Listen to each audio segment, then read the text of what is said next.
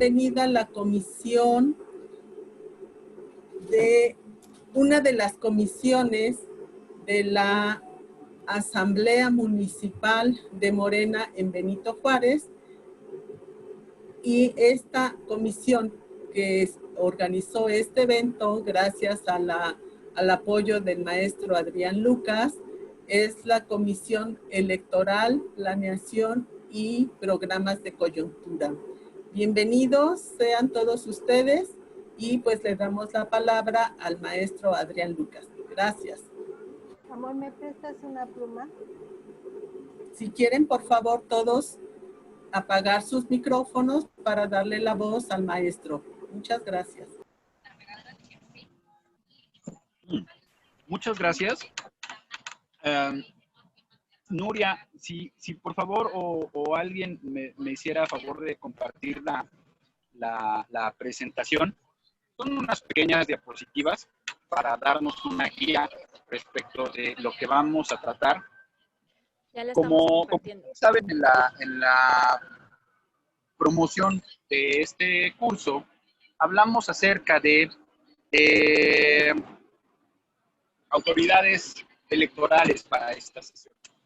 El derecho electoral en su conjunto ha venido adquiriendo mayor importancia en estos últimos tiempos como una disciplina, una especialización dentro de la ciencia jurídica, pues que nos ayuda mucho con el tema de preparar elecciones, tener reglas claras respecto de lo que estamos haciendo en materia electoral, en cómo elegimos a nuestras autoridades, a nuestros representantes populares, y es por eso que este curso tiene la intención de abonar al tema, ¿no? Tratar de ser un poquito, tratar de ser lo más claro posible respecto de cómo es que funciona nuestro sistema electoral, y con esto pues dar mayor educación, mayor conciencia a las y los participantes de esta bonita materia que pues, yo creo que si estamos aquí es porque a todas y todos nos importa. Comenzamos con el tema de las autoridades en materia electoral. Si pudiéramos avanzar a la siguiente lámina, por favor.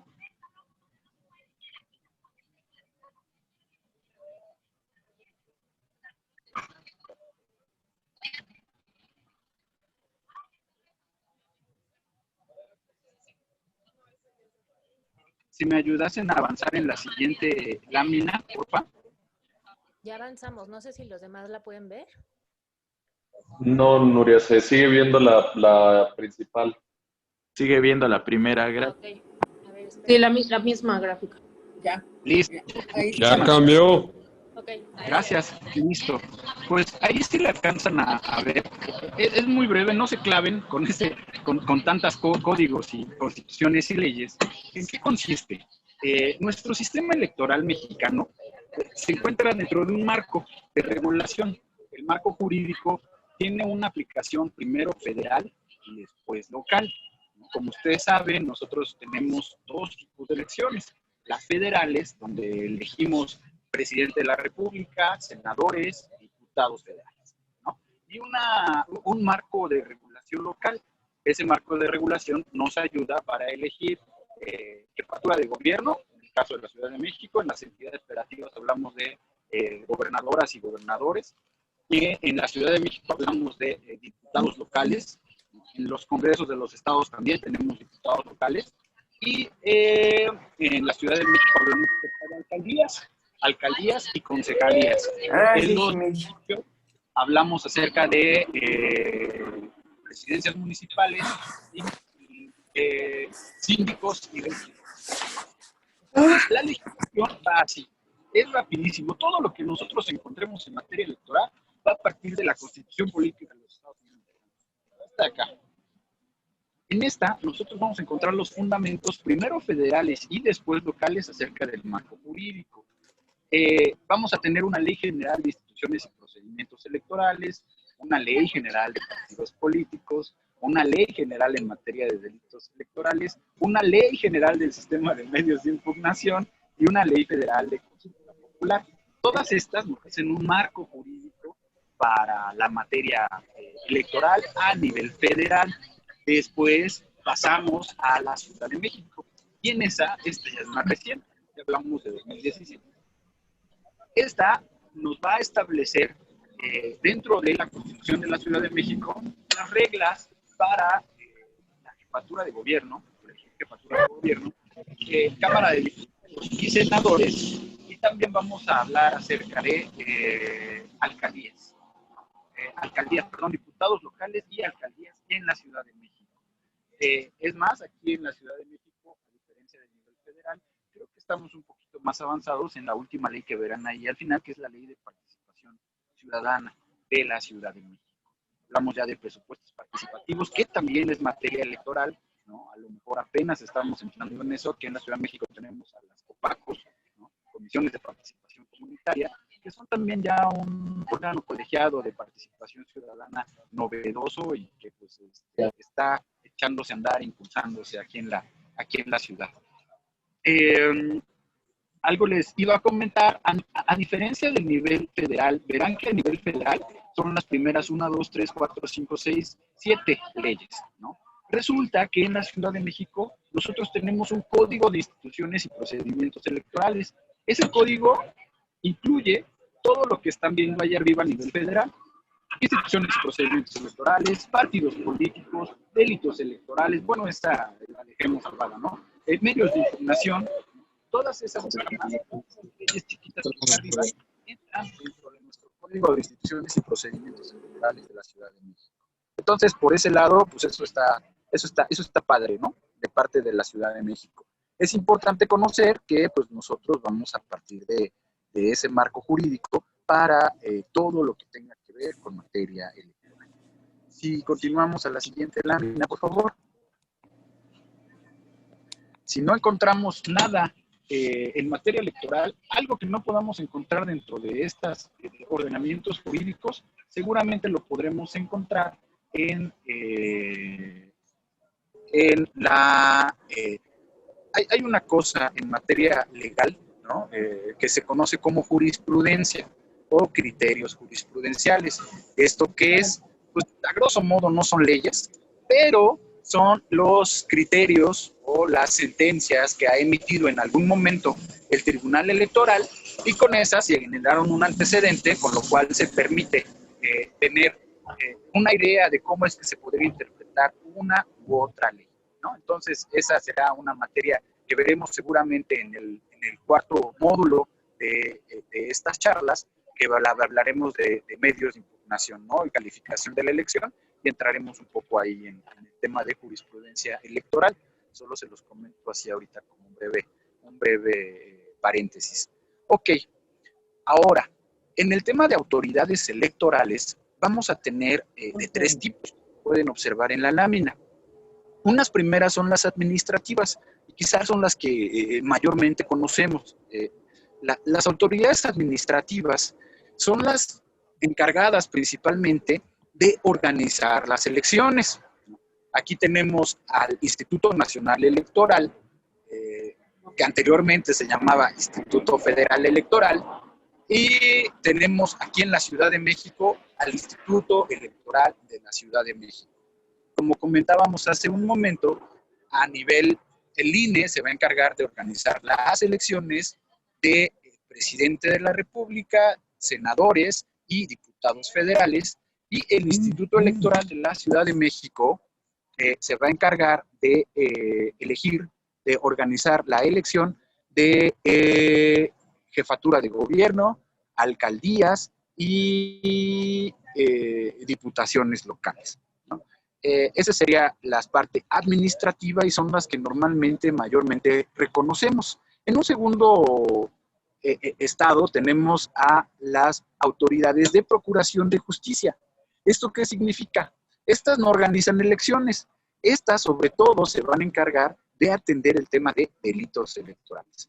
Aquí hablamos acerca de la famosísima FEPADE, ¿no? Recordarán que esta fiscalía especializada para la atención de delitos electorales adquirió mucha relevancia en el sexenio de Enrique Peña Nieto, porque su titular en aquel entonces era Santiago Nieto, ¿no? Santiago Nieto es cuando surge a escena y principalmente por la investigación del caso Odebrecht, ¿no?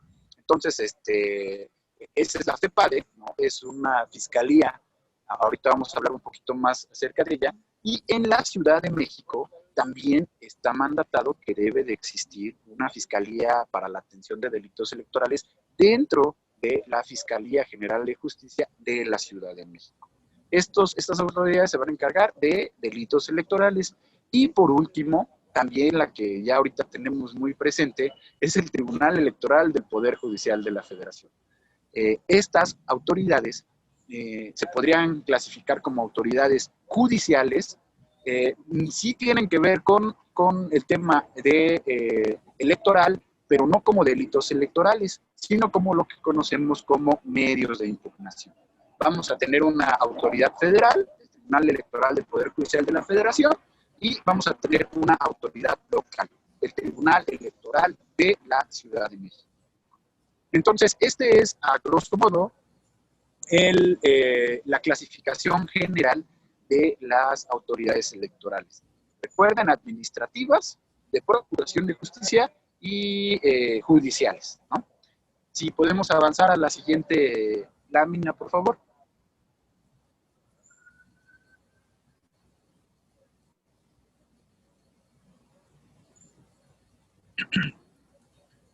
Ok, vamos a profundizar en las autoridades administrativas.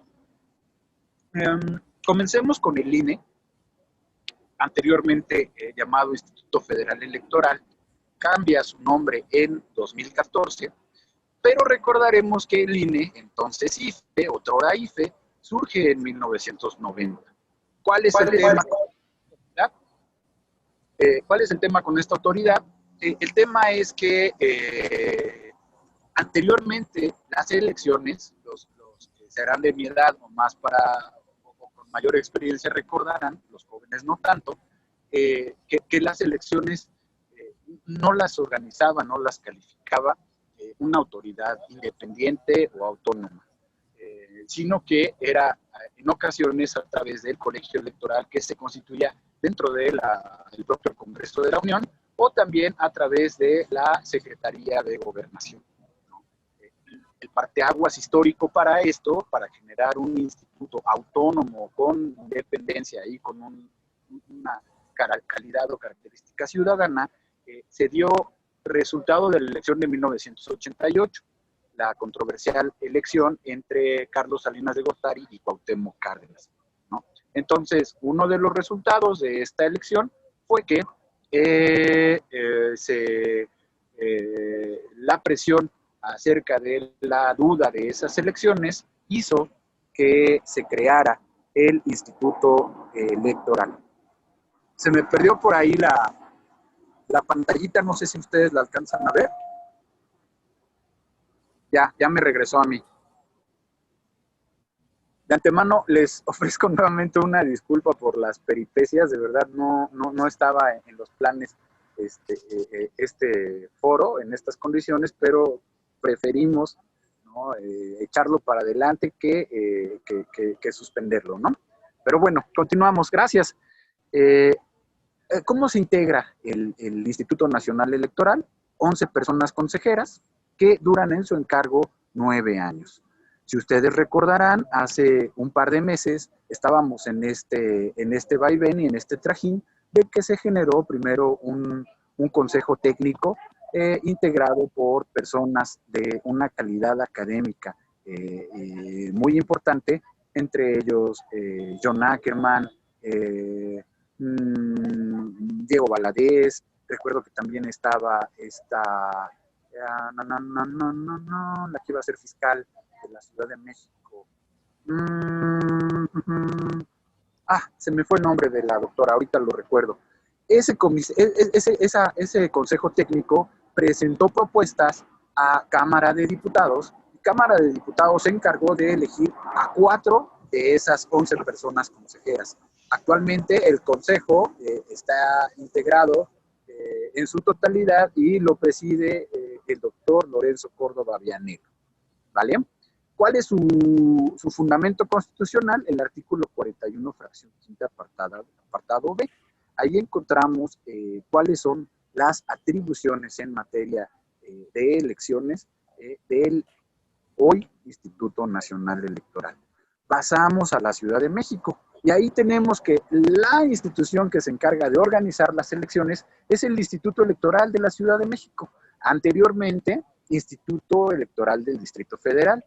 Este se crea en 1999 y responde también a la transición política que tuvo la Ciudad de México en 1997, me parece, que es cuando se le da la oportunidad y se le reconoce el derecho de que sus habitantes podíamos elegir a nuestro jefe de gobierno, ¿no? El jefe del departamento, pues histórico en aquel entonces, Cuauhtémoc Cárdenas, ¿no? Después de eso ya vino Andrés Manuel, después de eso vino Marcelo Ebrard, Mancera, y actualmente la jefa de gobierno, Claudia Sheinbaum. A diferencia del INE, su consejo es más chiquito, es de 7 personas. Estas personas, ¿quién las elige? Las eligen las 11 personas consejeras del INE. Entonces van así como en una pirámide, ¿no? O como en una escalera. El INE, a los consejeros del INE los elige el Congreso de la Unión y a las consejeras del ISM los eligen los consejeros del INE. Duran, a diferencia de los consejeros del INE, 7 años en el cargo y sus funciones son las que se establecen en el artículo 41, fracción 5, apartado C de la Constitución Política de los Estados Unidos Mexicanos. A este ISM también está simpático porque se le conoce con el término de OPLE. Ustedes dirán, bueno, ¿qué es eso del OPLE? Si me ayudaran a pasar a la siguiente lámina, por favor. Los OPLES es el acrónimo de Organismo Público Local Electoral, que significa que en cada una de las entidades federativas vamos a tener un OPLE. Vamos a tener por ejemplo, en el Estado de México va a ser el IEEM, Instituto Electoral del Estado de México. En Morelos va a ser el IEEM también, Instituto Electoral del Estado de Morelos.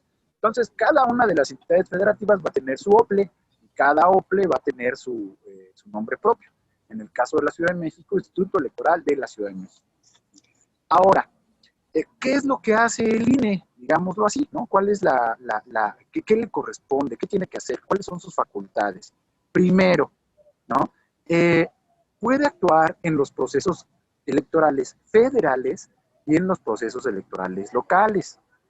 ¿En qué se encarga? Primero, la capacitación electoral. Es decir, de capacitar primero tanto a su personal y segundo, a las personas que van a formar parte de los consejos locales, de los consejos distritales e incluso de las personas vecinas y vecinos que van a participar como funcionarios de mesa directiva de casilla. Esa es una de sus principales responsabilidades. Segundo, trazar la geografía electoral. Como ustedes saben, en materia electoral existe unas células o unos núcleos geográficos distintos a los que existen en otras materias. En materia electoral, la célula básica es la sección electoral, ¿no? Si ustedes observan en su credencial de elector, uno de los datos que van a encontrar es el tema de a qué sección pertenecen, independientemente de la colonia en la cual vivan o el municipio o la alcaldía. Para nosotros lo que nos importa es la sección electoral. Después de este tema de las secciones electorales, vamos a encontrar que a nivel federal el país se divide en 300 distritos electorales. Esto es importante porque la geografía electoral la traza el INE y estos 300 distritos electorales se calculan con base en el número de votantes que existen en una población. Eso se va a dividir entre los 300 distritos electorales y eso nos va a dar más o menos el número del cual estaría integrado cada uno de los distritos a nivel nacional. Si hablamos de la Ciudad de México, en la Ciudad de México hay 24 distritos electorales federales, ¿no? Particularmente en Benito Juárez, que es donde yo me encuentro, estamos hablando del distrito electoral número 15, ¿no? De los 24 que son en la Ciudad de México. Y ahora pasamos dentro de, ya que tocamos ese tema de los distritos electorales, En la Ciudad de México también hay una distritación electoral. Aquí en la Ciudad de México contamos en lo local con 33 distritos electorales. Entonces, cada una de las entidades federativas tiene un número de distritos electorales diferentes dependiendo de la densidad poblacional con la que cuentan, ¿no? Entonces, bueno, esto se encarga el INE de hacer las cuentas, los cálculos de la geografía electoral. El padrón y la lista de electores también es responsabilidad del Instituto Nacional Electoral. Existe un registro nacional electoral que es el que se encarga pues de dar apertura a todas las personas mayores de 18 años que quieran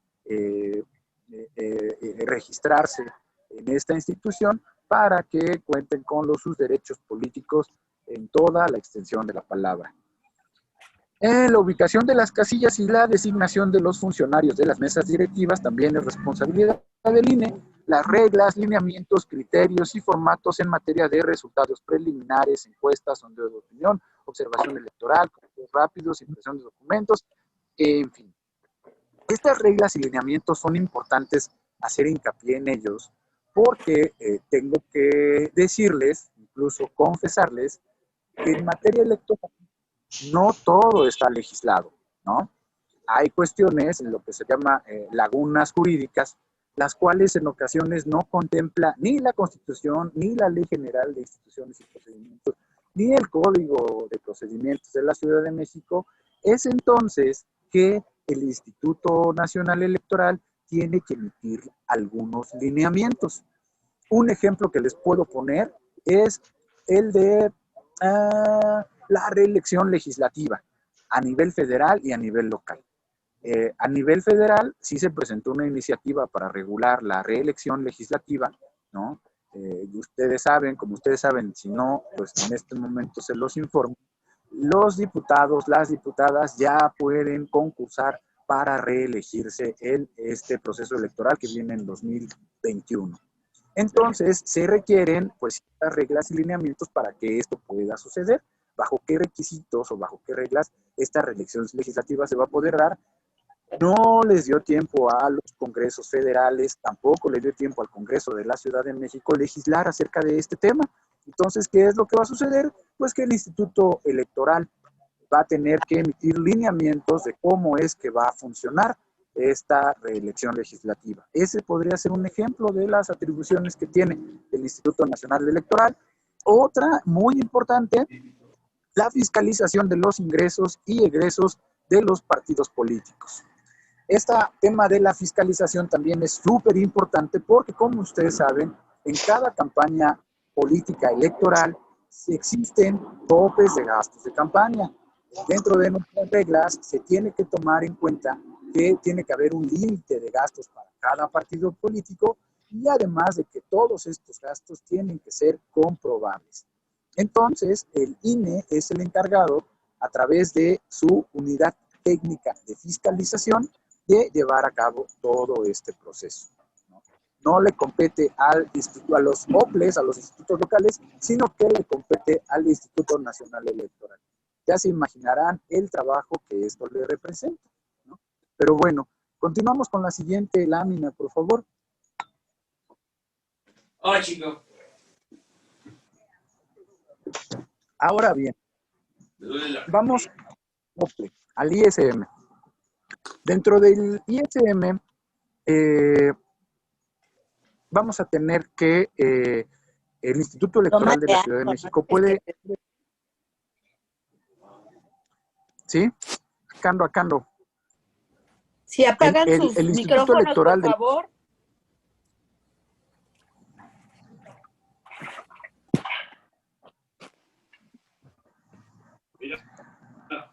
¿Tienes?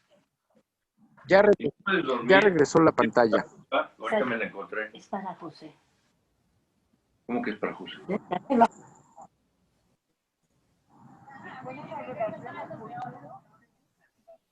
¿Listo? Ok, gracias. Gracias, ahí todavía ya me aparecieron ya los micros apagados. Muchas gracias.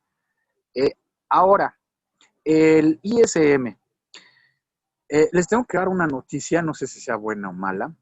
pero los partidos políticos pueden tener registro nacional y pueden tener registro local.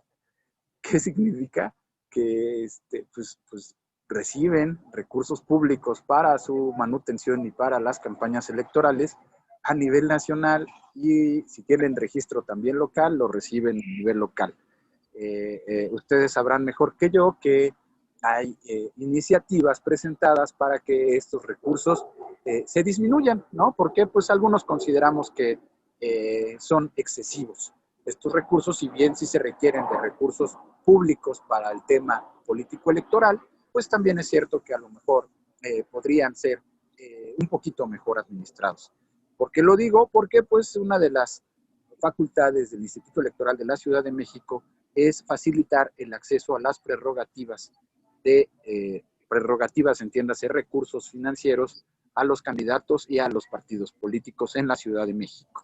El punto número 2, educación cívica. Si ustedes se dan cuenta, cambia al tema de capacitación electoral que teníamos en el Instituto Nacional Electoral.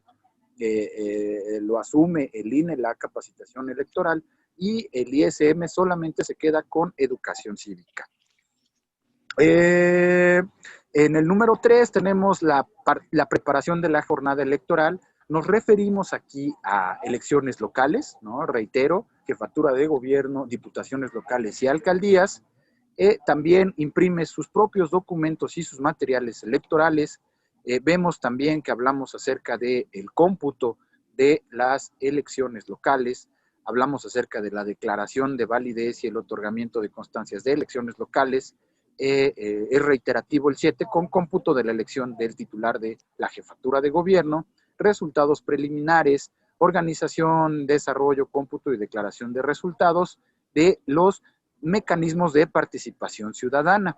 Esto es importante recalcarlo, ¿no? Porque el derecho electoral no solo son elecciones de diputados, senadores, jefa de gobierno, alcaldías. También hay elecciones de presupuestos participativos, presupuestos de comités de participación comunitaria, y también dentro de lo que ya conocemos aquí en la Ciudad de México como mecanismos de democracia directa, que fueron abiertos con la Constitución del 2017 y con la Ley de Participación Ciudadana. Hablamos de plebiscito, de referéndum, de consulta ciudadana, de revocación de mandato, y pues ahorita el ejercicio que está haciendo la ciudadanía, que es el de la consulta popular, ¿no? Ese también entra, al menos aquí en la Ciudad de México, dentro de el tema de la participación ciudadana, ¿no?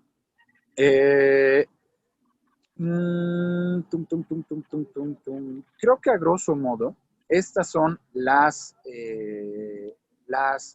facultades que tiene el OPLE para poder funcionar aquí a nivel local, y estas que están aquí listadas son las que contempla el apartado C del artículo 41, fracción quinta de la Constitución Política de los Estados Unidos Mexicanos. Si me ayudan a avanzar la otra lámina, por favor.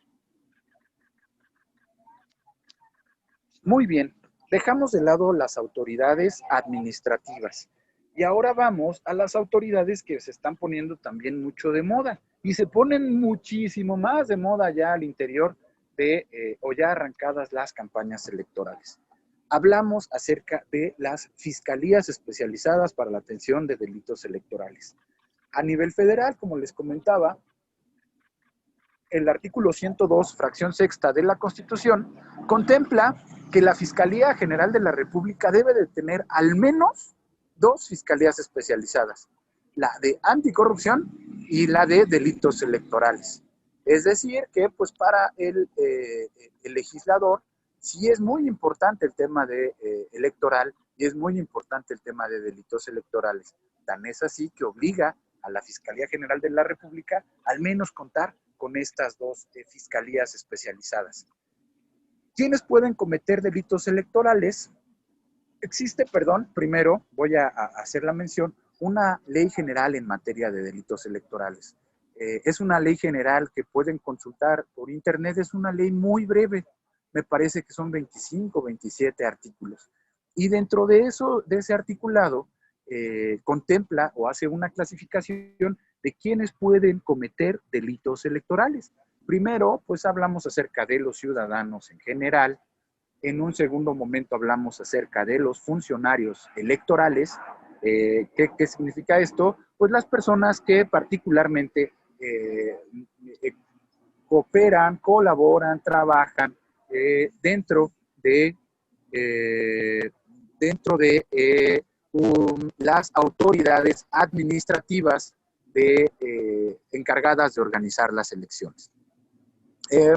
Después hablamos también acerca de candidatos y dirigentes de partidos políticos. Estos también pueden cometer delitos electorales. Los servidores públicos, ya no los funcionarios electorales, si bien los funcionarios electorales también son servidores públicos, pero a los funcionarios electorales se les da una clasificación especial por estar inmersos en la materia electoral. Y los servidores públicos, estos sí, pues tienen prácticamente, sobre todo en la parte de responsabilidad administrativa, ¿no? Pero además tienen la parte de la responsabilidad penal en la cual pudiesen incurrir acerca de algún delito electoral. Este tema de delitos electorales lo vamos a ver junto con la calificación de la elección y con los medios de impugnación en la última sesión del curso.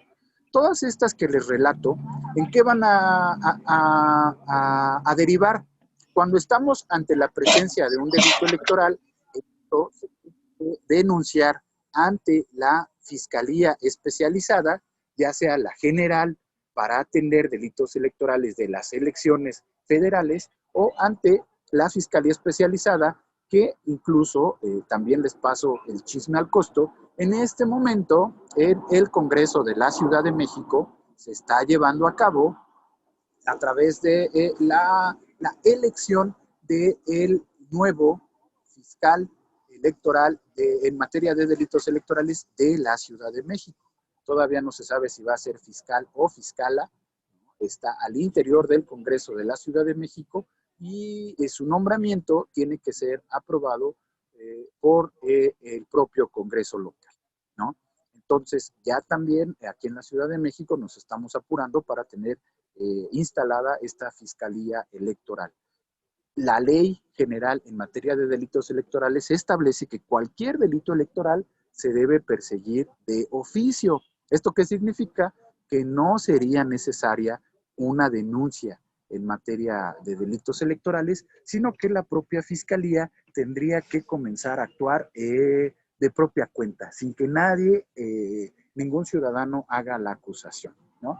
Esto está padre y como ustedes saben, a partir de, me parece que el año pasado, es que el maestro José Agustín Ortiz Pinchetti es quien es el titular de esta fiscalía. Entonces, pues la verdad hay mucha confianza en su persona y la próxima elección pues estará puesto muy a prueba y yo personalmente confío mucho en que hará un excelente trabajo con el tema de la procuración de justicia en cuanto a los delitos electorales. Cuando se denuncia un delito electoral que sigue, pues seguiría que si se encuentran elementos por parte de esta fiscalía especializada, tendría que a su vez informar a un juzgado, pero en materia penal, no en materia electoral. Entonces, me gustaría mucho hacerles hincapié en esa parte, que dentro de la materia electoral hay dos vías. Una va a ser la vía de los delitos electorales que va a seguir el curso de un juicio penal y la otra va a ser la vía de los medios de impugnación que va a seguir el curso del Tribunal Electoral del Poder Judicial de la Federación o el Tribunal Electoral de la Ciudad de México. ¿Podríamos avanzar con la siguiente, por favor? Ahora ya vamos a pasar a las autoridades judiciales, que son las que les comentaba hace un momento. Si no fuese delito electoral, o puede existir un delito electoral y también puede existir un medio de impugnación, no es excluyente uno del otro, vamos a hablar acerca del Tribunal Electoral del Poder Judicial de la Federación, anteriormente y mejor conocido como el TRIFE, ¿no? El TRIFE más o menos existió, recuerdo, de 1990 a 1996. Posteriormente hubo una reforma y ya se constituyó como Tribunal de lo Contencioso Electoral, recuerdo, y después por ahí migró a lo que ahora tenemos como Tribunal Electoral del Poder Judicial de la Federación. ¿Cómo está integrado este tribunal? Y también ya es muy famoso últimamente, muy recordado y muy presente, sobre todo por una de las sentencias más controversiales que ha tenido en sus últimos tiempos, que es acerca de la intromisión que hizo de la vida de un partido político como es Morena, ¿no? Con la sentencia que ordena cuál va a ser y quién va a ser el encargado del proceso de renovación de la dirigencia del partido político Morena a su interior, ¿no? Entonces, se hace nuevamente presente el tribunal. Está integrado por una sala superior, la cual es la máxima autoridad en la materia electoral. Esto es muy interesante recalcarlo, porque así lo contempla la propia Constitución. Si bien el Tribunal Electoral sí forma parte del Poder Judicial de la Federación, digamos que es el hermano menor de la Suprema Corte de Justicia de la Nación. Y tiene su lugar aparte y sus sentencias pues son inapelables en respecto de la Sala Superior y es la última instancia en materia electoral. ¿Cómo se integra la Sala Superior? 7 magistradas, 7 personas magistradas, ¿no? O 7 magistraturas que duran en su encargo, perdón,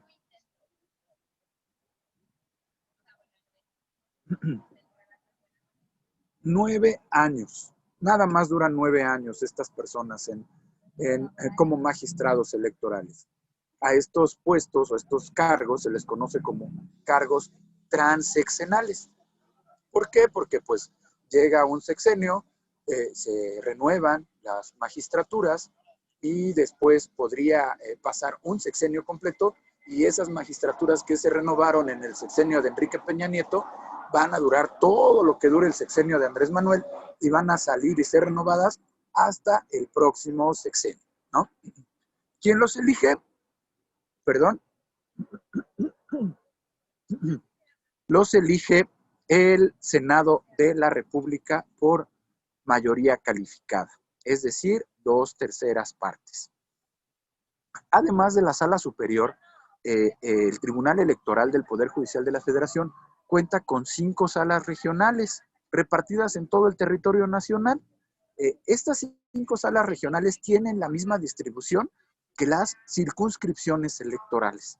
En materia electoral, el territorio nacional está dividido, además de distritos electorales, que dijimos que son 300, en 5 circunscripciones electorales. Cada circunscripción electoral, si son 300 distritos, dividiríamos entre 5 circunscripciones. Cada circunscripción cuenta con 60 distritos electorales. Y cada una tiene su sede. Por ejemplo, hay una sede en Guadalajara, hay otra sede en Monterrey, hay otra sede en Jalapa, Veracruz, hay otra sede en Toluca, Estado de México, y la sede que está aquí en la Ciudad de México.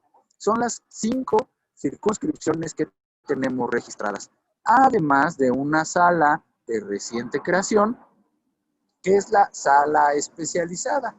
Esta sala especializada también se encuentra en la Ciudad de México y pues con esta ya sumaría 6, digamos, mini salas, además de la sala superior. Estas salas del Tribunal Electoral se encargan de conocer los medios de impugnación de las, primero, elecciones federales y segundo, también funcionan como tribunal de revisión del Tribunal Electoral de la Ciudad de México. Aquí en la Ciudad de México nosotros también tenemos un tribunal electoral, ¿no?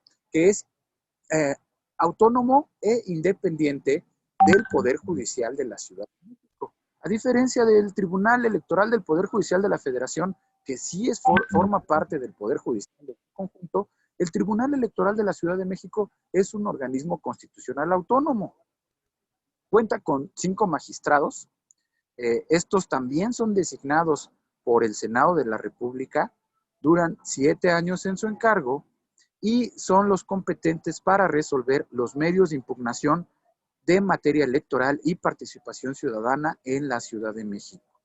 Puede suceder que alguno de las personas que acudan al Tribunal Electoral de la Ciudad de México no les gusten las sentencias que emite el tribunal y pueden ir al Tribunal Electoral del Poder Judicial de la Federación, particularmente a la sala regional que le corresponda, ¿no? Y así se puede ir escalando el tema de lo que se llama acá en materia de proceso judicial, la primera instancia, la segunda instancia, la tercera instancia, ¿no?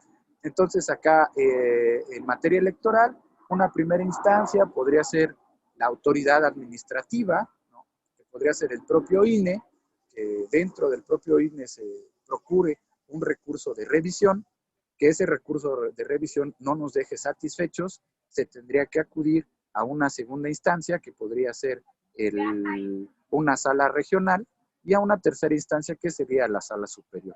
Sucede lo mismo en la Ciudad de México. El Instituto Electoral de la Ciudad de México, la autoridad administrativa, podría emitir un acuerdo en el cual nosotros no estemos conformes, recurrirlo en el Instituto Electoral, en un segundo momento en el Tribunal Electoral de la Ciudad de México y en un tercer momento en alguna sala regional o incluso en la sala superior del Poder Judicial de la Federación.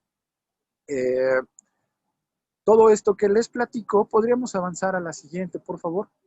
Haría ya el cierre de las autoridades en materia electoral con las cuales nosotros contamos y jugamos para poder ejercer los derechos político-electorales que a todos y a todas nos interesan, y sobre todo en materia de elecciones, pues son las que principalmente participan en cada una de las etapas. Primero, la organización, la autoridad administrativa. Segundo, el tema de la calificación, que también le compete a la autoridad administrativa, pero podría suceder que esa calificación no nos deje satisfechos, entonces acudiríamos a la autoridad jurisdiccional, ya sea a través del Tribunal Electoral o ya sea a través del Tribunal Electoral de la Ciudad de México o el Tribunal Electoral del Poder Judicial de la Federación. Además de contar con la Fiscalía Especializada en Delitos Electorales, que esa sería la autoridad competente para denunciar, conocer de los posibles delitos electorales que se lleguen a cometer dentro de un proceso electoral. ¿Vale? Bueno, pues esa sería de saque mi primer intervención. Traté de ser lo más ágil posible y darles el panorama general de cómo es que está integrado nuestro sistema electoral, quién se encarga de la organización y de la calificación, quién se encarga de la parte judicial o con quién podemos acusar a los funcionarios electorales o incluso pues a los candidatos o a los otros partidos políticos si se portan mal, ¿no? Ahora estoy abriendo el chat. No sé si por acá veo a Camelia, que al inicio nos dio un saludo. Camelia, muchas gracias, un saludo, bienvenidos desde Coyoacán, ¿no? Los compañeros de Coyoacán, Los Ángeles, California. A favor de registrarse, ahí les compartimos por ahí el Google Form para que nos hagan favor de registrarse y poder mantenernos en comunicación. Veo por acá a José Ramón Puente que hace algún comentario y veo primero a Víctor, a Héctor y a Víctor nuevamente que hacen algunas preguntas. No sé, Guadalupe, compañeras de la Comisión Electoral, si abrimos unos minutos para hacer preguntas y en la capacidad de que mis conocimientos o mi experiencia me lo dé, o poder responderlas o hacer algún comentario en este momento. Creo que todavía estamos en tiempo. Mira, el primero que estuvo comentando en el chat fue Víctor Rosales, que tiene algunos algunas preguntas que hacerte directamente. Le podemos dar la voz a él y posteriormente a los compañeros que levantaron su manita. Por favor. Claro que sí. Víctor. No, yo no fui, fue algún otro Víctor. ¿Otro Víctor? Bueno, creo que ya no está Víctor, el que levantó Sí, la soy yo, manita. Víctor ¿Víctor qué eres? Guerrero, perdón, Víctor Guerrero a tus órdenes, de Coyoacán. Sí. Si le quieres hacer las preguntas al maestro. Sí, la primera pregunta consiste en, él en su exposición mencionaba que en el caso del INE tiene una facultad de emitir lineamientos cuando el legislativo es omiso. Y ponía el ejemplo de lo que está viendo actualmente, que fue omiso el legislativo en emitir una ley reglamentaria para la elección reelección de diputados, y que el INE va a emitir esos lineamientos. Yo también lo he escuchado en las noticias. La pregunta es, ¿no está invadiendo la función legislativa el propio INE al suplir la omisión del legislativo al hacer unos lineamientos? ¿No estaría ya casi generando la ley? No es una ley, son unos lineamientos, pero pues estaría legislando, ¿no? Se estaría yendo más allá de su atribución, porque eso le corresponde al legislativo, aunque sea una ley reglamentaria. Yo me imagino que en una ley reglamentaria de cualquier otro artículo de la Ley Federal del Trabajo, por ejemplo, la Ley Federal del Trabajo, pues la hizo el mismo legislativo, que fue reglamentaria de la Constitución, y así viceversa. Entonces, desde mi punto de vista, para mí estaría, o si es materia de algún recurso, o está bien hecho. Eso sería todo. Gracias. Muy bien. Claro que sí, Víctor. Fíjate que lo aprecias muy bien. ¿Cómo trataré de ser, de que a uno le sale lo maestro, ¿no? Ya quieres tocar muchos temas al respecto. Fíjense, en teoría del Estado tradicional, se supone que nosotros funcionamos, Víctor, compañeras, compañeros, con una separación de poderes, ¿no? La separación de poderes, ¿en qué consiste? Tenemos un poder ejecutivo, un poder legislativo y un poder judicial. El legislativo, de origen o su naturaleza, es el encargado de hacer las leyes, como bien lo mencionas, ¿no? Pero no es, digámoslo así, tan exclusivo o tan determinante esta separación de poderes. Les voy a poner algunos ejemplos acerca de lo que digo. Por ejemplo, en los municipios existen unas leyes, bueno, unas normas jurídicas que se conocen como bandos municipales, que a final de cuentas tienen el carácter de una ley general. ¿En qué sentido? En que son aplicables para toda la población que vive en ese municipio. Entonces, una autoridad ejecutiva emite un acto legislativo. O sea, se vale. ¿Qué puede suceder? Otro ejemplo de una autoridad legislativa, ahora va el otro ejemplo. Una autoridad legislativa como un Congreso, el Congreso de la Unión, puede emitir un juicio político. O sea, si bien es cierto que un poder legislativo podría, su principal función es hacer leyes, también puede emitir juicios, como el juicio político. Esto es una atribución exclusiva del Poder Judicial, ¿no? Pero al momento de que el Poder Legislativo se constituye como tribunal para emitir un juicio político, también está realizando funciones que no son de su naturaleza propia, pero se vale. El Poder Judicial, por ejemplo, también legisla, ¿no? Van a decir, no, pues claro que no legisla. Sí legisla el Poder Judicial. ¿En qué sentido? Cuando el Poder Judicial emite jurisprudencias, ¿no? ¿Qué significa este tema de las jurisprudencias? Tiene que ver con que cuando un criterio judicial se repite por reiteradas ocasiones, esto ya se vuelve general y de aplicación general para todas y todas los que invoquen ese criterio.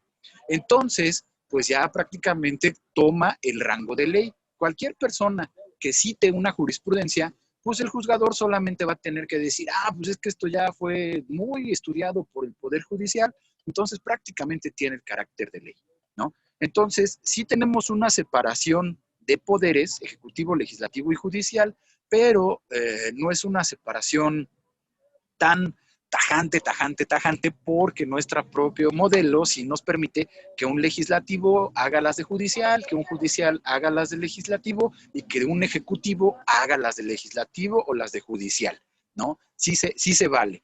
Pero también, qué bueno que lo mencionas, Víctor, porque hay que hacer la acotación. Estos lineamientos tienen que ser conforme a lo que ya está establecido tanto en la Constitución como en las leyes secundarias. Si estos lineamientos no son acordes con lo que previamente ya está establecido, ahí sí podrían ser sujetos de una, en este caso, pues hablamos de una invasión de esferas de competencia, ¿no? Y si fuesen incluso más elevados, pues ya tendría que ser impugnados a través del Tribunal Electoral, ¿no? Entonces sí, es correcto, si estos lineamientos tienen naturaleza legislativa, sí, al igual que la tiene un reglamento, ¿no? Un reglamento, por ejemplo, lo emite el Poder Ejecutivo, la jefa de gobierno emite los reglamentos de tránsito, de luminarias o el reglamento todos los reglamentos que existen los emite la jefatura de gobierno a través de la Consejería Jurídica. Entonces, es el Poder Ejecutivo haciendo la de legislativo. En el caso del INE, sí se vale que emite estos lineamientos, sí son de naturaleza legislativa, pero mientras no sean contrarios a lo que previamente ya está establecido por las leyes, se vale que ayuden, ¿no?, a la organización o a que esto camine a través de esos lineamientos. Sería mi comentario respecto a eso. ¿Alguna otra? ¿Quién sigue? Sí, sigue Orlando y se prepara José Ramón Puente. Muchas gracias, Adrián, por tu presentación. A mí me gustaría, si puedes profundizar, hablas de la reelección de los diputados, que va a haber, no entendía si eso es solamente a nivel federal o aplica para el nivel local y a nivel federal, y si implica, por ejemplo, que un candidato a diputado de un distrito en específico, al reelegirse por un mismo partido, eso implica que no puede haber otro candidato de ese mismo partido por ese mismo distrito, o cómo estaría funcionando. Gracias. Gracias a ti, Rolando. Fíjate que este tema es súper interesante, el tema de la reelección legislativa. No tengo todas las respuestas porque todavía no está, en la ley todavía no está establecido, bueno, más bien no se estableció cómo va a funcionar, ¿no? Abro un paréntesis, en materia electoral sucede que no se pueden modificar las leyes en materia electoral, de proceso electoral, sino con una diferencia de 90 días antes de que arranque el proceso electoral, ¿no? Entonces, el proceso electoral arranca en septiembre, o sea, en este mes ya digamos que ya arrancamos el proceso electoral, ¿no? Platicaremos de él la siguiente sesión, el proceso electoral en su conjunto, pero por regla constitucional no se vale hacer modificaciones a la ley, al menos que sean 90 días de anticipación al arranque del proceso electoral. Entonces, pues ahorita ya el legislativo ya no puede hacer modificaciones. Entonces, todas estas reglas van a tener que surgir con base en los lineamientos que la autoridad electoral federal y local emitan. Ahora, lo que sí ya está reconocido en la Constitución federal y en la Constitución local es el tema de la reelección. De hecho, estuvo muy interesante porque aquí en la Ciudad de México, la Constitución de la Ciudad de México originalmente le daba a los diputados y a los alcaldes solamente poder reelegirse hasta por un periodo más. Si leyésemos la Constitución, así venía originalmente, solamente por un periodo más. O sea, 3 años más otros 3 años, 6 y párale de contar. Pero a nivel federal se permiten hasta 3 reelecciones, lo que darían 4 periodos o 4 legislaturas para diputados, 2 periodos para senadores, que en su conjunto darían 12 años, ¿no?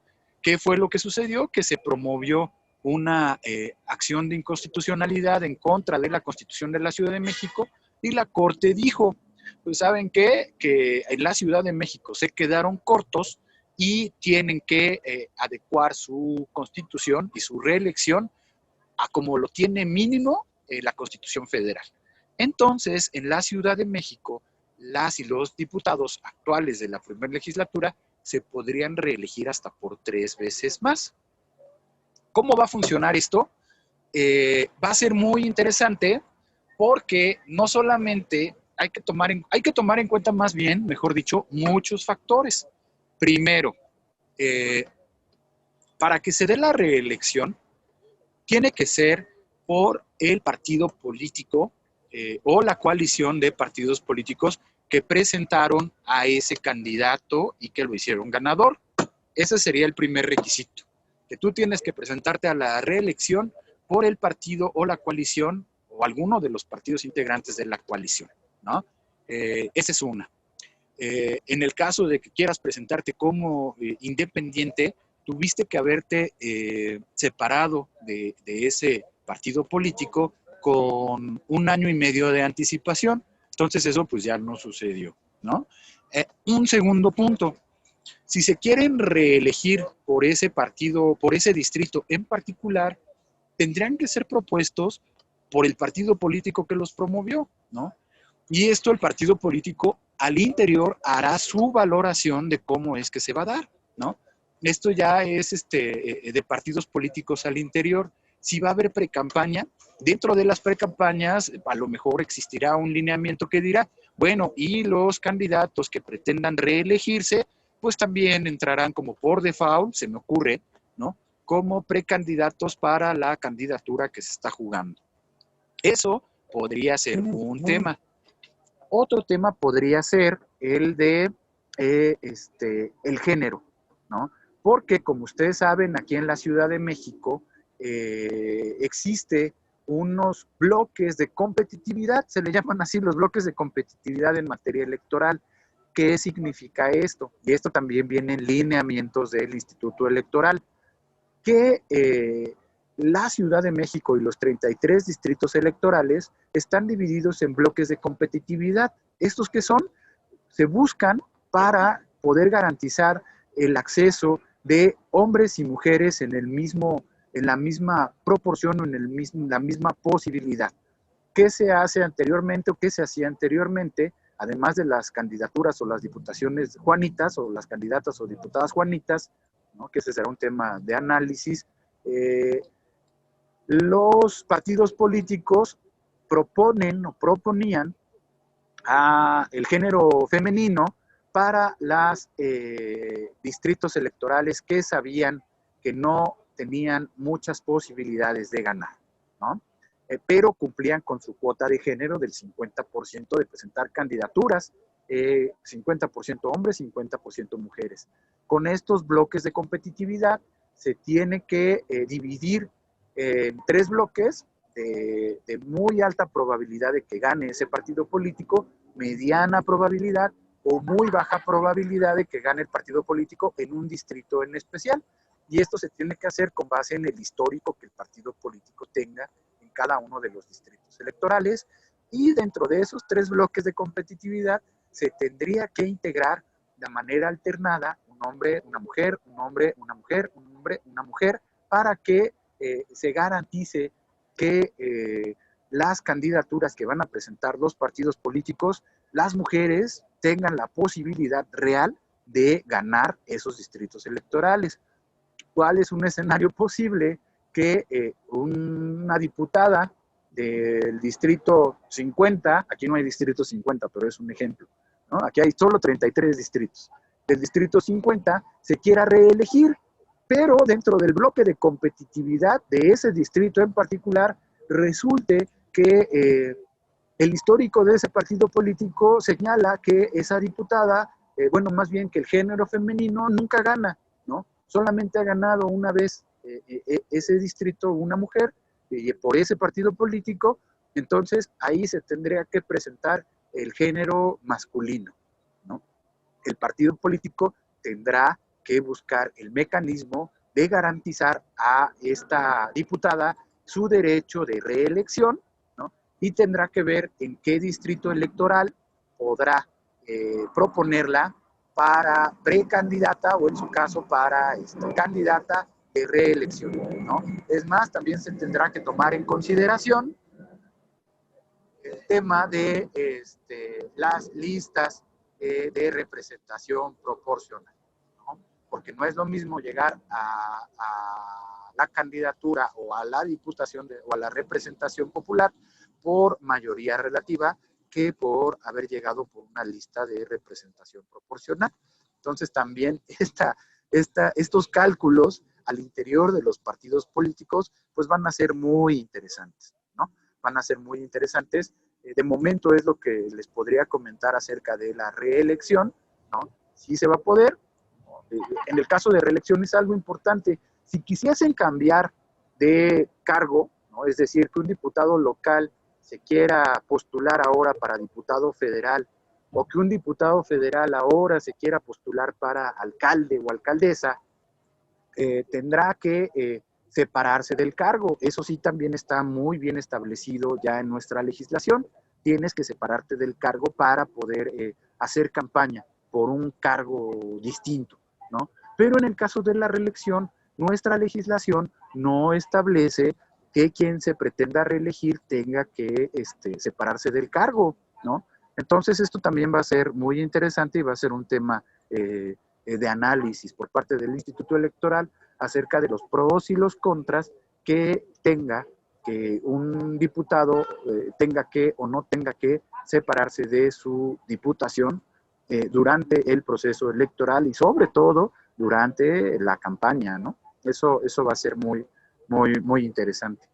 Eso más o menos es lo que podría comentarles ahorita respecto de lo que conozco de la reelección legislativa y de los panoramas que se nos avecinan al interior de los partidos políticos que van a recibir las solicitudes de los actuales servidores públicos, funcionarios y representantes populares, y cómo es que van a tener que ir armonizando la presentación de las candidaturas que ellos impulsen.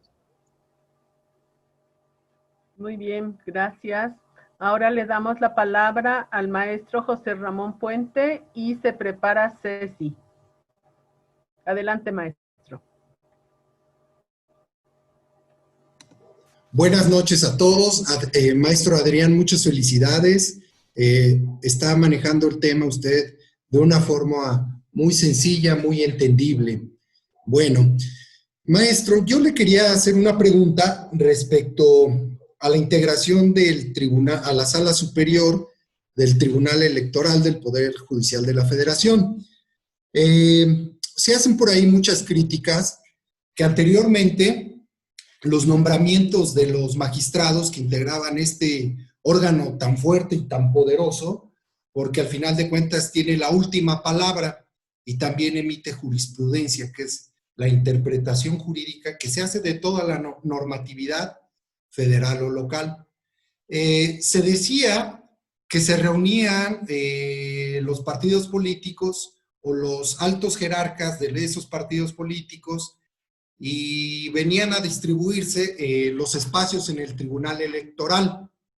Yo tuve la oportunidad de trabajar en algún momento en el Poder Judicial de la Federación y supe de los nombramientos. Había una ministra que, por cierto, tenía toda su familia ahí en el, o tiene, ya no es ministra, y que su hermano era presidente del Tribunal Electoral. Entonces era una familia que tenía un gran poder y se decía que pues, muchas veces obedecían a favores que se les hacían.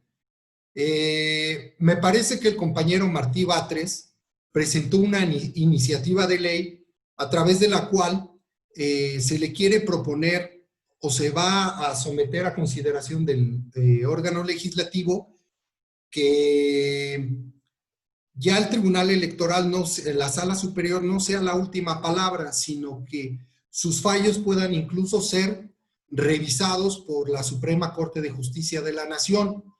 Incluso me atrevo a mencionar que Jaime Cárdenas, un gran constitucionalista, por ahí tenía contemplado que se hiciera una sala constitucional para tener un control sobre estos ministros que pues a lo mejor en el origen fueron nombrados no de una forma muy legítima, sino cumpliendo con algunas cuotas de poder.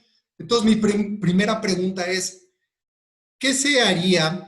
Como usted bien lo mencionó, son transeccionales los nombramientos de los magistrados. Mi primera pregunta es, ¿qué se haría para lograr acotar un poco este poder que tienen? Si es válido lo que propone Jaime Cárdenas o el senador Martí Batres. Bueno, esa es la primera.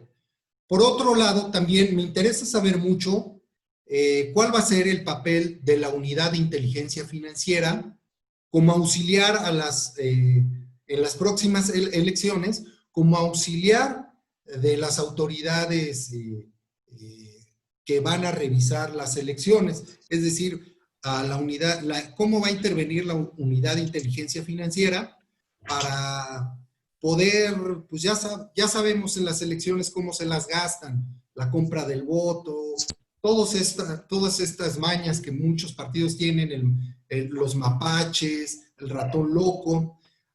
Me parece que el fiscal actual de atención a delitos electorales, pues es una persona muy honesta. Llegó por una propuesta del señor presidente. Me parece que van a ser las elecciones mayormente vigiladas, y sí me gustaría saber cuál va a ser el papel de la unidad de inteligencia financiera, porque como sabemos, esta unidad está sirviendo para llevar acá, para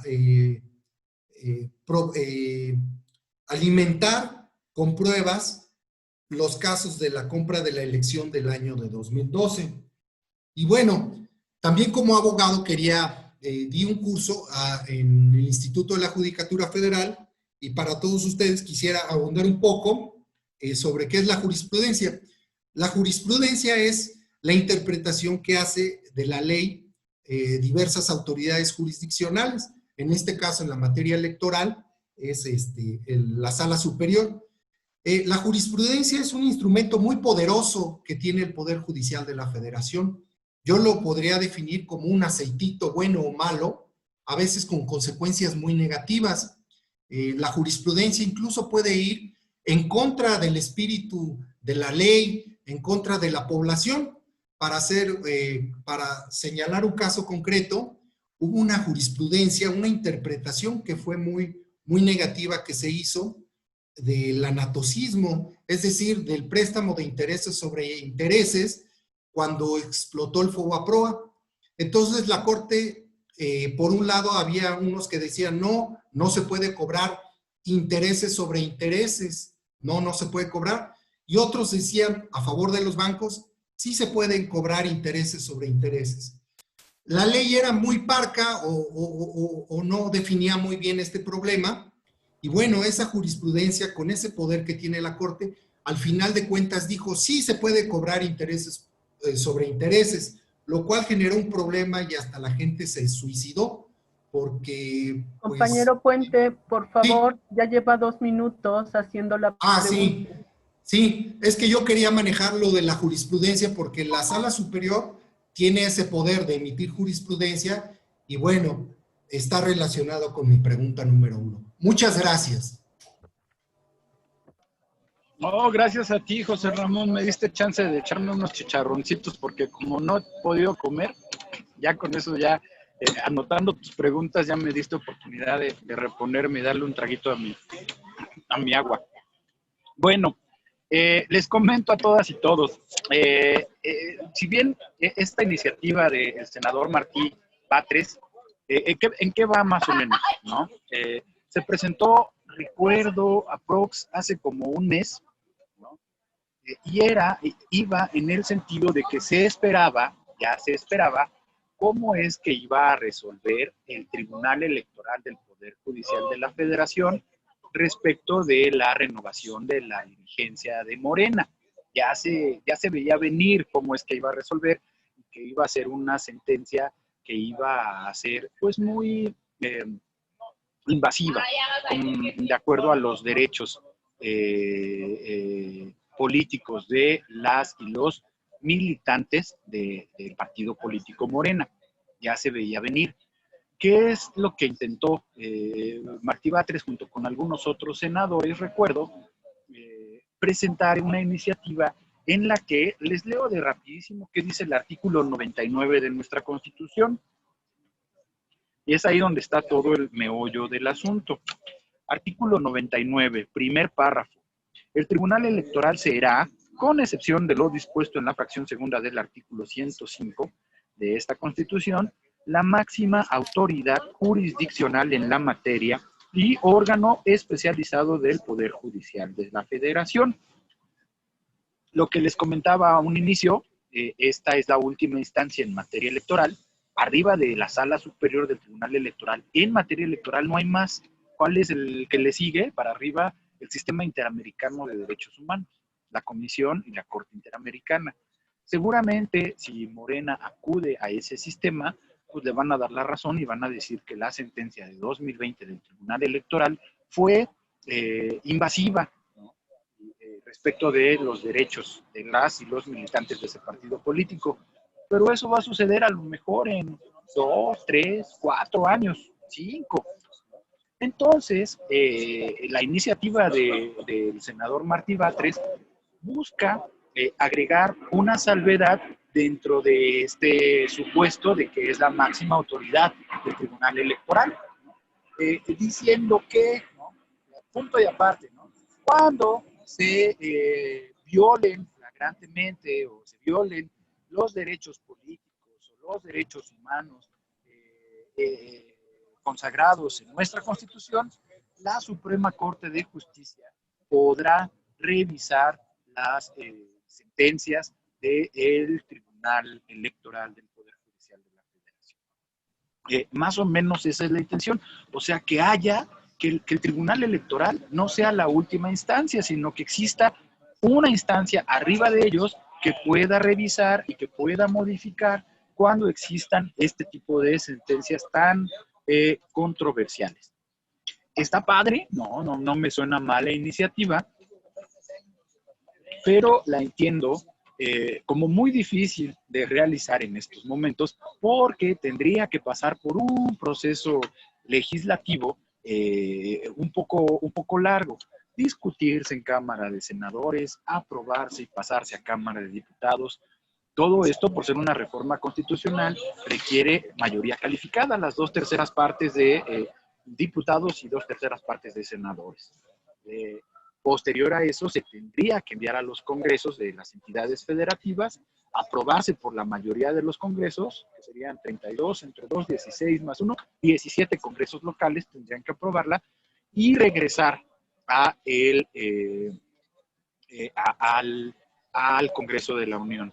Pero también nos encontraríamos con la salvedad de que en materia electoral, lo que comentamos hace un momento, no se pueden hacer modificaciones para este proceso electoral a menos que sea con 90 días de anticipación al proceso electoral del que se trata. Entonces, si bien este no es un proceso electoral como tal, la modificación al tribunal o a las revisiones del Tribunal Electoral, pues sí tendría que pasar un proceso un poquito largo para poder materializarse. Yo la entendí más la iniciativa del senador Martí Batres como una contestación política, ¿no?, a lo que se venía a venir de parte de la sentencia del Tribunal Electoral, ¿no?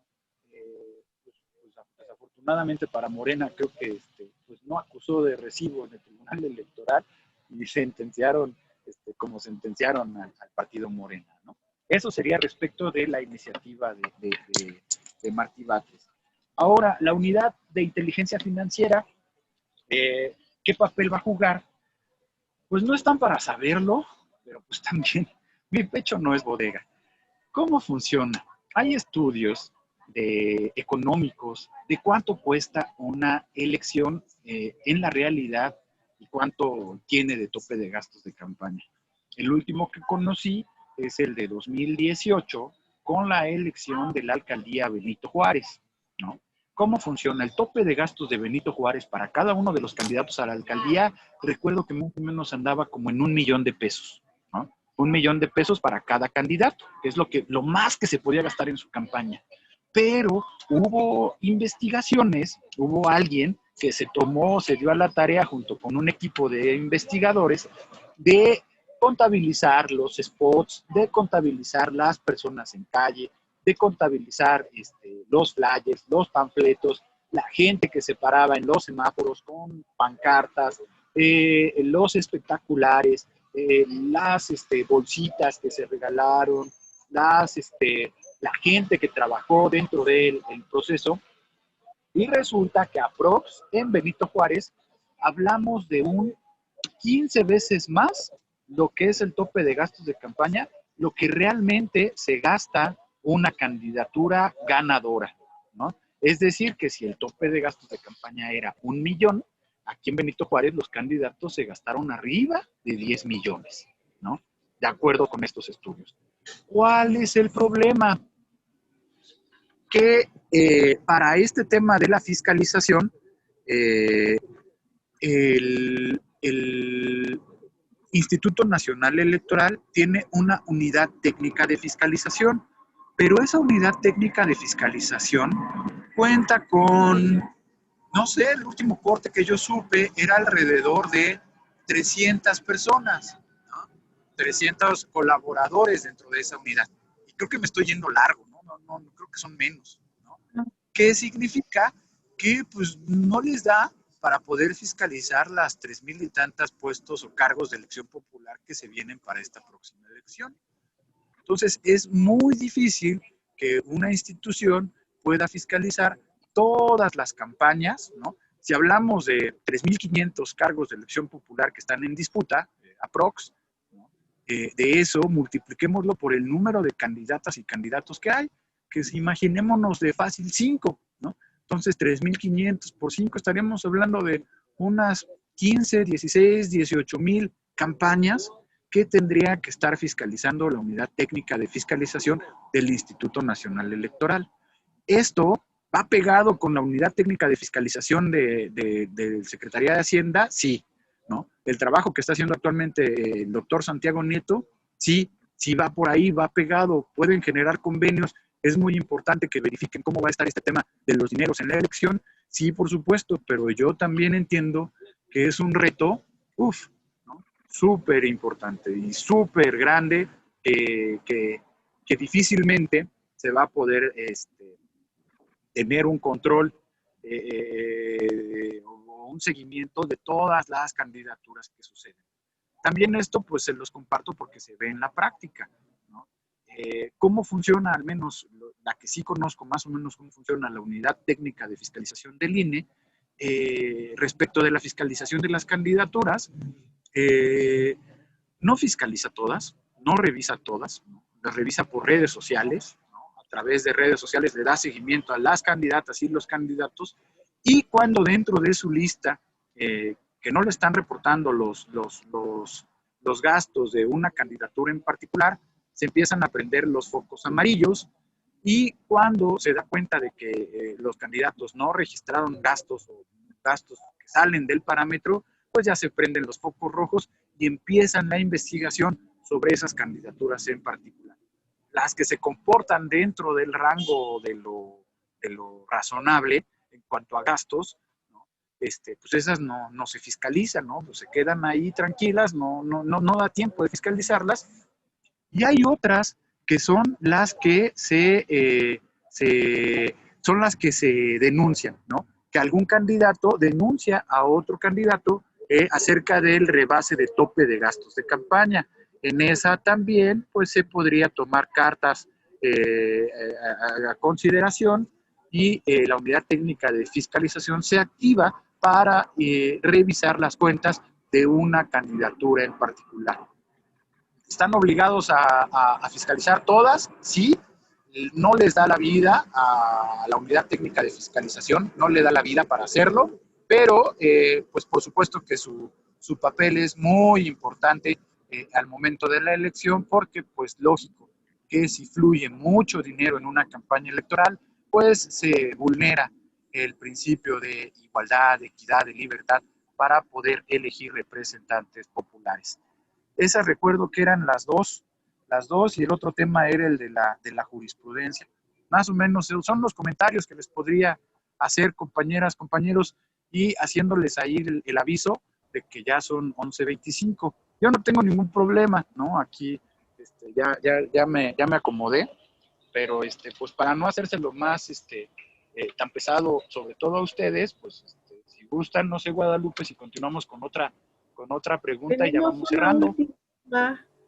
Una última persona que es Ceci, que desde hace tiempo ya está levantando su mano, entonces le damos a Ceci la voz y es la última participante. Y con eso, si tú tienes a bien, cerramos esta primer conferencia. Ceci, por favor. Hola, buenas noches.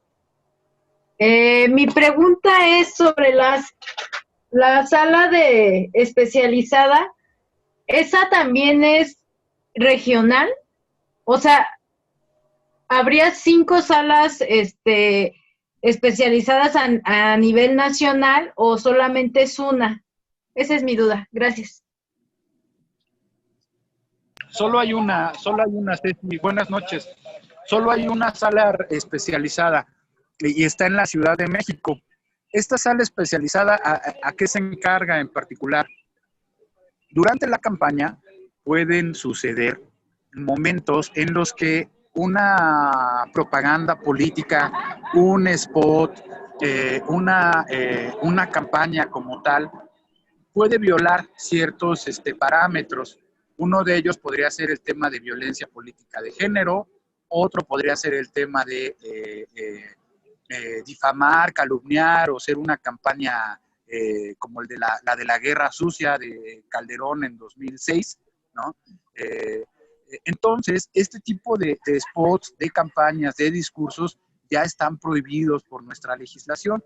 Cuando alguna de los partidos políticos presenta este tipo de propaganda, los demás partidos políticos pueden presentar ante esta sala especializada que se encuentra aquí en la Ciudad de México alguna inconformidad.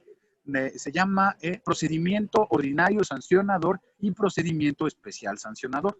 Esos son los mecanismos que contempla o que atiende esa sala especializada y lo primero que hace es tomar medidas precautorias o medidas cautelares, mandando suspender este tipo de spots o este tipo de propagandas políticas para investigar si efectivamente están violando o no algún tema que tenga que ver con género, que tenga que ver con niñas y niños, que tenga que ver con calumnias, con mentiras, con guerra sucia, ¿no? Todo eso entraría dentro de las atribuciones de esa sala especializada, pero sí es solamente una a nivel nacional. Gracias. Una pregunta de Alexei. Dice, ¿cómo funciona la autonomía que tiene el Tribunal Electoral de la Ciudad de México del Poder Judicial local? Muy buena pregunta, Alexei. Fíjense que la Constitución de la Ciudad de México contempla uno al Poder Judicial y cómo se integra el Tribunal Superior de Justicia de la Ciudad de México, pero además, en un segundito, ahorita se los comparto, contempla en su artículo 38 al Tribunal Electoral de la Ciudad de México. La Ciudad de México tiene varios órganos constitucionalmente autónomos. Hablamos de la Comisión de Derechos Humanos de la Ciudad de México, hablamos de la Fiscalía General de Justicia, hablamos de ¿qué otro órgano constitucional? El Instituto Electoral de la Ciudad de México. Todos estos tienen autonomía. El InfoCDMX, Instituto de Acceso a la Información, también es un órgano autónomo. En el artículo 38 de nuestra Constitución nos habla acerca del Tribunal Electoral de la Ciudad de México. ¿Qué nos dice?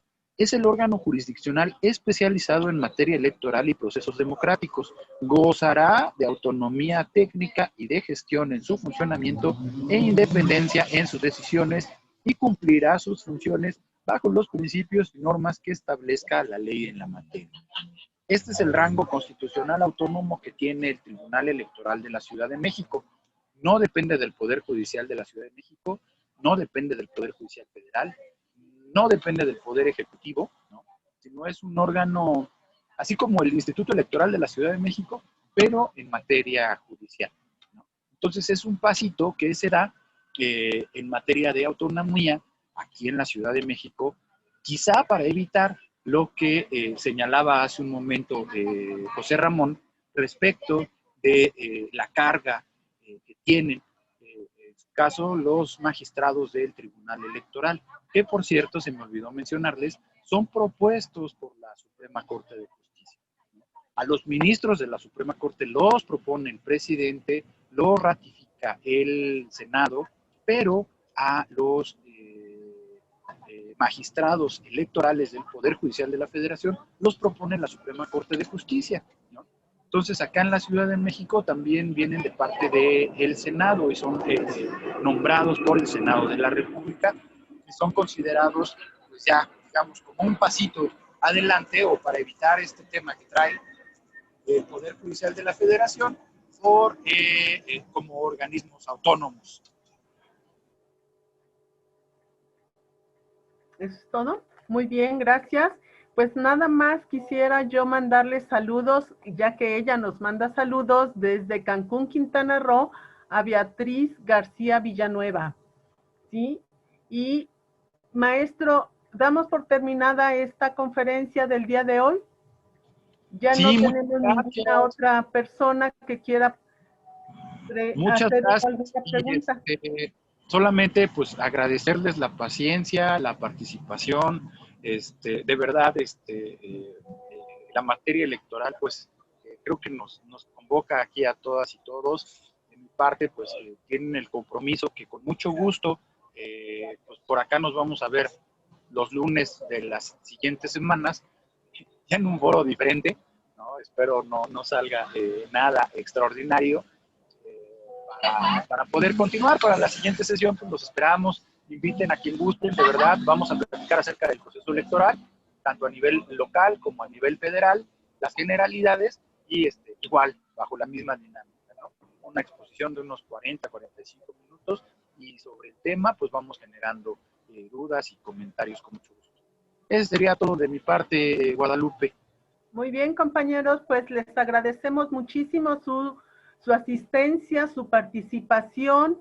Se ve que hay muchas personas interesadas en esta materia y los esperamos el próximo lunes a las 18:45 para iniciar a las 19 horas en punto. Muchísimas gracias. Buenas noches. Buenas noches. Gracias. Gracias.